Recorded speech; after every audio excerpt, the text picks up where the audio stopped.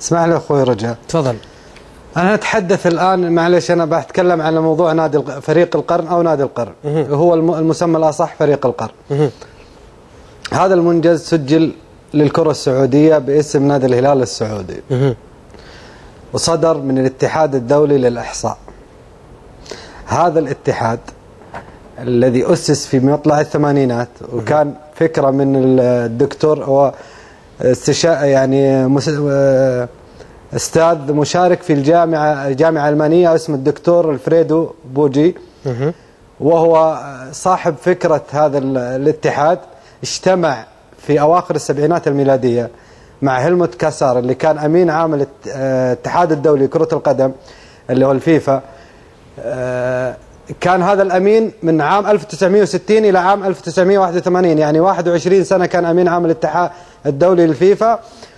واجتمعوا مع بعض بمباركة الفيفا نفسه، وخرج من هذا الاجتماع فكرة إنشاء اتحاد دولي يعنى بالإحصاء والتاريخ الرياضي. نعم نعم. الثابت في الأمر أنه هذا الأمر تم بمباركة من الاتحاد الدولي وبصفة رسمية ثابتة وبترخيص عمل دنماركي، على اعتبار أن الرخصة الدنماركية معترف فيها في العالم كله، مع أنه موقع الاتحاد ألماني. الرخصة الألمانية ليست دول العالم جميعها تعترف بها، فكان الفكرة أنه يعتمد على رخصة دولية دنماركية. وهذا الفكرة كانت من المستشار الدولي الدنماركي لاودسون، الدكتور لاودسون. بعدها تم عمل وثيقة عمل بين الفيفا والاتحاد الدولي للإحصاء، وهو اتحاد دولي مستقل ومعترف به رسميا، بدليل الأدلة على ذلك كثيرة جدا. احنا طبعا هذا الكلام أخوي رجاء أنا أقوله، من حق هذا الاتحاد اللي منح هذا الفخر للكرة السعودية أن نظهر صورة الحقيقية أمام الجميع. هذا الكلام اللي أنا أتكلم فيه ليس موجها لأشخاص، هو موجه بالدرجة الأولى للشارع الرياضي، ربما يغيب عنهم بعض المعلومات. فإحنا كدورنا أنه جانب تثقيفي وتعليمي، سواء ككتاب أو وسائل تعليمية مثل ART، هي تنوير الشارع الرياضي بكل ما هو مفيد. طيب. أما أصحاب الإنكار، ورغم كل ما قيل وسيقال، فنحن لا نوجه. أنا أتكلم عن نفسي، أنا ما أوجه لهم أي شيء، لأنه لا يمكن أن آخذ أعمى إلى الشارع حتى أريه الشمس الساطعة في رابعة النهار. حينها سيطلق علي الناس أحمقا إن أردت أن أري الأعمى الشمس. هذا واقع معاش من أكثر من ربع قرن. الآن لأي مشاهد فقط بإمكانه يدخل على موقع الفيفا الرسمي باللغة الإنجليزية، سيجد كثير من الإثباتات والأدلة والبراهين التي تثبت أن الاتحاد الدولي للإحصاء جهة رسمية معتمدة، من ضمنها عمادة لاعبي العالم موجودة في الموقع، ومصنف فيها كثير من اللاعبين المحليين والعرب اللي يملك محمد الدعيع عمادة لاعبي العالم. في أسفل الموقع كتب هذه الأرقام تمت بمساعدة الاتحاد الدولي للإحصاء. طيب. أيضا في، معلش يا أخوي تفضل، في بعض الجوائز العالمية مثل فرانس فوتبول، هي صادرة من مجلة معترف فيها في العالم. سبب اعتراف العالم فيها والعالم تتهافت عليها، سواء لاعبين أو مدربين أو أندية أو حكام أو يتهافتون على هذه الجائزة الرسمية التي تعطي جائزة أفضل لاعب في أوروبا، وأحيانا جائزة أفضل لاعب في العالم. نعم. وهي مضاهية بالأهمية للجائزة التي تعطى من قبل الفيفا. أخذت صفة الرسمية من كون مسؤولين الاتحاد الدولي يحضرون للاحتفالات ويكونون هم رعاة الحفل ويسلمون الجوائز في كثير من المناسبات. طيب فهد، فقط احنا موجود لدينا وأدلة، بعض الأدلة، والله كان نحتاج إلى يوم كامل حتى نحضر كل الأدلة أو نعرضها للمشاهدين. طيب فهد، وأنا أشكر بهذه المناسبة أخي وصديقي الأستاذ بدر السيف العتيبي، لأنه ساعدني في عمل جامع المادة العلمية. أقام الاتحاد الدولي كثير، طبعا الاتحاد الدولي للإحصاء هو كان صاحب فكرة جائزة أفضل لاعب في العالم، اللي أول نسخة أقيمت منها عام 1990، وحضرها أعضاء اللجنة الأولمبية في الاتحاد الدولي للفيفا، حضرها الأمين العام للاتحاد الدولي السيد جوزيف سيب بلاتر اللي الآن هو رئيس الاتحاد الدولي، ومن خلالها انطلقت فكرة جائزة أفضل لاعب في العالم اللي توزع سنويا، المشرف عليها الفيفا نفسه. طيب فهد، إذا ممكن فقط تختصر لي بس حتى وقت البرنامج، لدينا جملة موضوعات، إذا ممكن فقط الجزئية الأخيرة أو ما تريد طرحه فيها. ما أدري، الصور قاعدة تعرض الآن. طيب الصور التي زودت بها الزملاء في الإعداد تظهر الآن. نعم، الصورة الأولى. في هذه الصور كثيرة. نعم.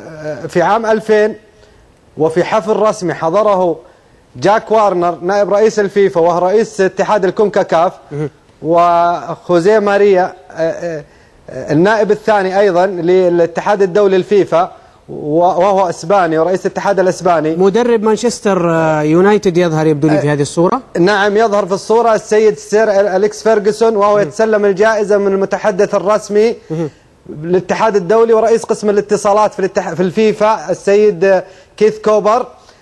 ولأن المانشستر يونايتد وقتها كان يشارك في بطولة أندية العالم في البرازيل ولا يستطيع الحضور إلى موقع الحفل في سويسرا أعتقد أو في ألمانيا، ما أتذكر المدينة بالضبط، اضطر الفيفا أن يرسل رئيس قسم الاتصالات والمتحدث الرسمي اللي هو كيث كوبر، وسلم الجائزة للسير أليكس فيرغسون بفوزه بجائزة أفضل مدرب في العالم لذاك العام. أيضا من ضمن هذه اعتراف شرعية، أنا لن أتحدث كاعتراف رئيس الاتحاد الدولي للفيفا مباركة للأمير نواف بن فيصل، ولا تهنئة السيد محمد بن همام للاتحاد السعودي والكرة القدم السعودية وللهلال، ولا كذلك يوسف السركال. هذه أمور الجميع يعلمها. أستاذ فهد، إذا في عام 2000 تم اختيار محمد الدعيع أسطورة أو لاعب حارس القرن في آسيا، ومن قبل الاتحاد الدولي للإحصاء والتاريخ الرياضي. نعم. وفي الحفل إياه نفسه اللي نتحدث عنه اللي حضر من شخصيات رياضية وقيادية عالمية، حضر الأمين العام للاتحاد الآسيوي السيد بيتر فيلمبان، وسلم الدعيع جائزة أفضل حارس القرن، وسلم اللاعب الكوري كوم تشا لاعب القرن في آسيا. طيب أيضا من ضمن الأساطير اللي تم تكريمهم فرانك بيكنباور، هوغو شانشيز المكسيكي، كرويف، بيكنباور، بيلي، أسماء كثيرة جدا، جورج ويا، روجيه ميلا، بيتر تشيك، بوفون، أسماء عالمية كبيرة. وعلى مواقع هذه الأندية وضعت طيب أستاذ فهد أخبار واحتفالات كبيرة جدا. معلش، إذا تسمح لي آخر فقط صورة يمكن أنا ماني شايف الصور عشان أعلق عليها. تفضل بس، لأن آخر صورة تظهر القيصر بيكنباور وأمامه حشد من جموع إعلاميين من وكالات الأنباء العالمية، من الصحافة العالمية، من تلفزيونات ومحطات دولية، تسأل عن انطباعه بفوزه بجائزة عبقري كرة القدم اللي أعطي من قبل الاتحاد الدولي للفيفا وبصفة رسمية. طيب هذه كل الصور، للأسف أن وقت البرنامج ضيق والصور لا يمكن التعليق عليها بإسهاب. أعتقد أنك تحدثت بما يكفي عن هذه المسألة. تفضل إذا كان تعليق أخير وسريع. أنا أحتاج إلى فترة، يعني وقت طويل جدا حتى نأتي بوثائق هي موجودة أمامي الآن، لكن ضيق الوقت تري المشاهد العادي الذي لا يعرف ما هو الاتحاد الدولي للإحصاء حقيقة هذا الاتحاد.